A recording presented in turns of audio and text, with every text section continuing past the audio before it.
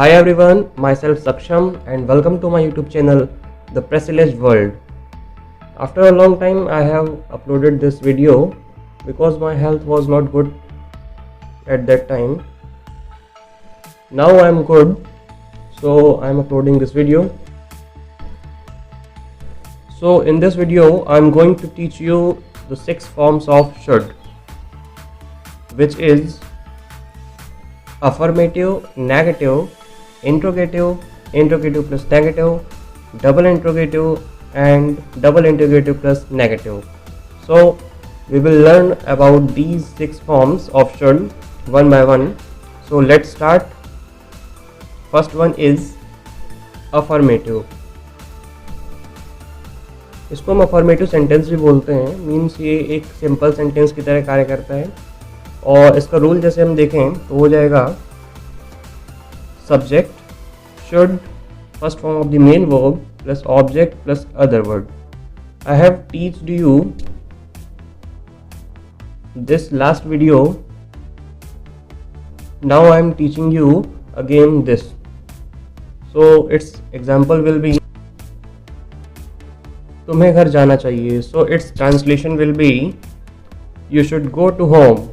So इसको हमने बनाया सबसे पहले सब्जेक्ट, तो सब्जेक्ट यहाँ पे तुम्हें यानी यू, शुड यहाँ पे लगा हुआ है, मेन वर्ब का फर्स्ट फॉर्म, तो हमने गो किया एंड यहाँ पे टू होम. सो ये पूरा बन गया है you should go to your home. Just like मैंने बोला तुम्हें झूठ बोलना चाहिए, you should tell a lie.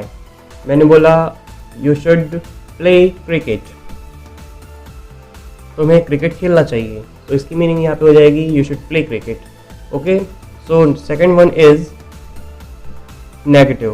Negative means यहाँ पे नेगेटिव सेंटेंस है, यानी कि कोई भी सेंटेंस हमारा शुड के साथ या फिर कोई हेल्पिंग वर्ब हो या कोई मॉडल वर्ब हो उसके साथ नेगेटिव या नॉट आता है तो वहाँ पे नेगेटिव सेंटेंस होता है. ये मैं जो आपको पढ़ा रहा हूँ तो ये ओनली शुड बस के लिए काम नहीं करेगा, ये सभी helping verbs and modal verbs के लिए भी वर्क करेगा. सो मैं यहाँ पे ट्रिक बताने जा रहा हूँ कि इसका नेगेटिव, इंट्रोगेटिव या interrogative plus negative, double interrogative, ये सब कैसे चेंज किया जाता है ओनली अफर्मेटिव सेंटेंस के साथ. सो चलिए देखते हैं. इसका रूल हो जाएगा subject plus should plus not, first form of the main verb and object and वही अदर वर्ब. सो यहाँ पे आपका हो जाएगा कि हमने यहाँ पे ओनली क्या किया हुआ है, शुड के साथ हमने नॉट को जोड़ दिया है. इस तरह कोई भी मॉडल वर्ब हो या हेल्पिंग वर्ब हो उसके साथ उसको हमेशा नेगेटिव, अफर्मेटिव से नेगेटिव बनाने के लिए हमेशा उस मॉडल वर्ब या हेल्पिंग वर्ब के साथ नॉट को जोड़ देते हैं. और कभी कभी ऐसे फॉर्म्स भी आ जाते हैं, यहाँ पे शुडंट, शुड नॉट का भी यूज़ कर सकते हैं एंड शुडंट का भी यूज़ कर सकते हैं. इस तरह जब हम आगे कैन पढ़ेंगे एंड टेंसेस पढ़ेंगे तब हमें वहाँ पे पता चलेगा. सो यहाँ पे इसकी एग्जांपल हो जाएगा मुझे खाना बनाना चाहिए. So it's translation will be I should make food. और बट इसका हमको यहाँ पे नेगेटिव सेंटेंस बनाना है तो इसका नेगेटिव हो जाएगा I should not make food. So यहाँ पे आप शुड नॉट की जगह शुडंट भी लिख सकते हैं, शुडंट यानी I shouldn't make food.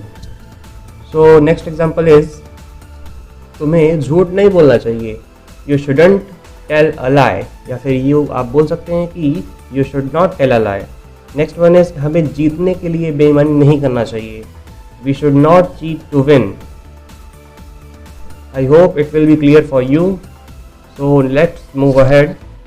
Next one is interrogative sentences.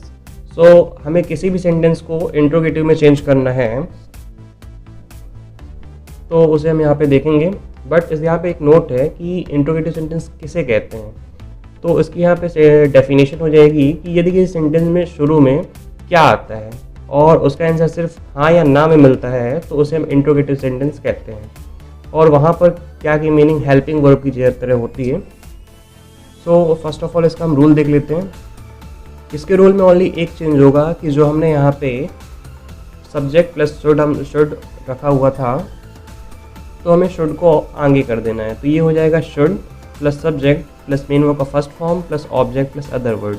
यदि आपको अफर्मेटिव से नेगेटिव बनाना मैंने आपको सिखा दिया एंड अफर्मेटिव से इंट्रोगेटिव बनाना हो तो उसके लिए आपको क्या करना पड़ेगा, हेल्पिंग वर्ब या मॉडल वर्ब को आगे कर दीजिए और बाकी सबको उसी ऑर्डर में रख दीजिए।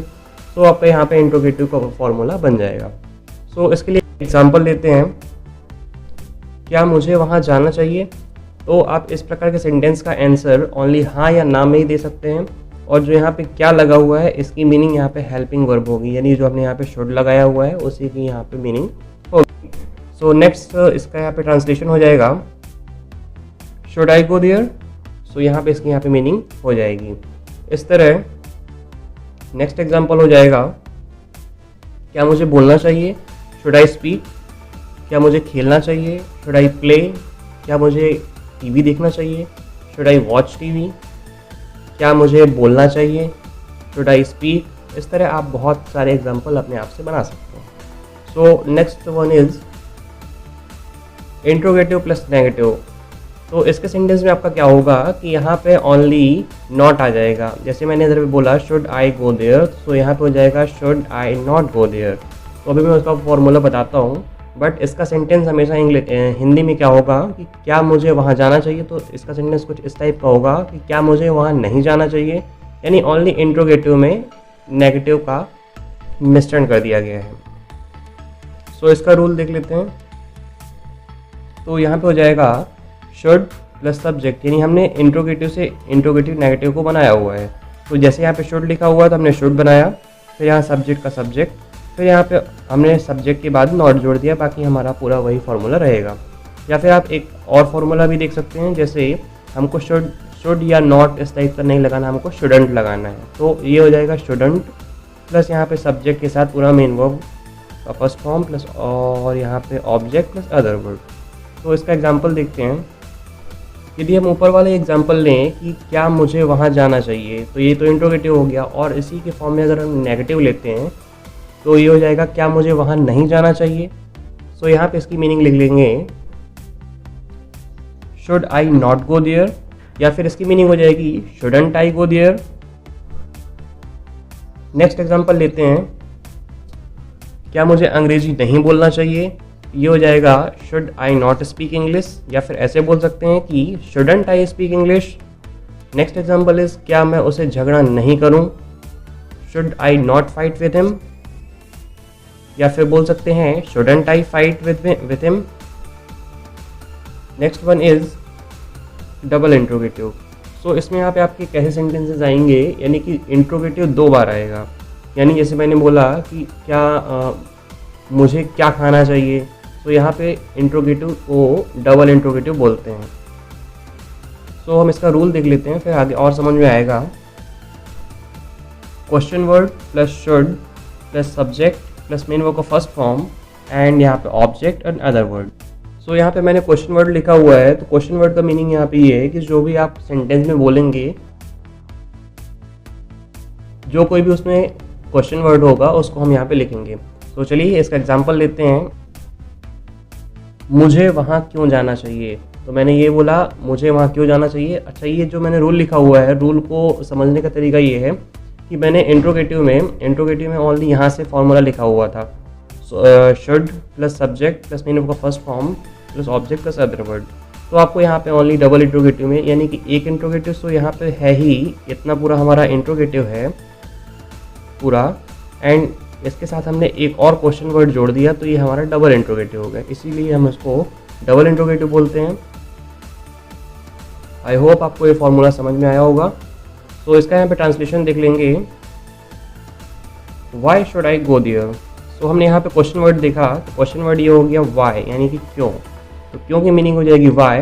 बाकी हमने यहाँ पे शुड लगाया आई, एंड यहाँ पे मेन वर्ब का first form and object and question mark.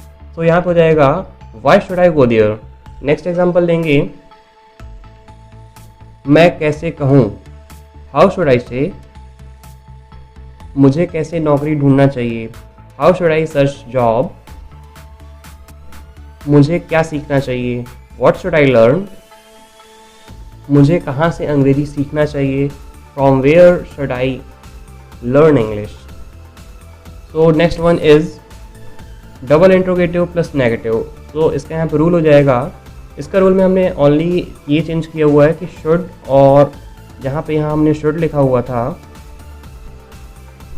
वो तो लिखा ही रहेगा, साथ में यहाँ पे सब्जेक्ट के बाद हमने नॉट को जोड़ दिया है, या फिर मतलब ये हो जाएगा question word plus should plus subject के बाद हमने यहाँ पे ओनली नॉट जोड़ दिया, बाकी हमारा पूरा सेंटेंस वही रहेगा या पूरा फॉर्मूला वही रहेगा।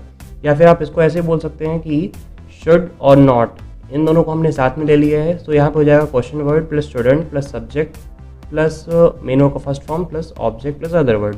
सो इट्स एग्जाम्पल विल बी मुझे ये काम क्यों नहीं करना चाहिए।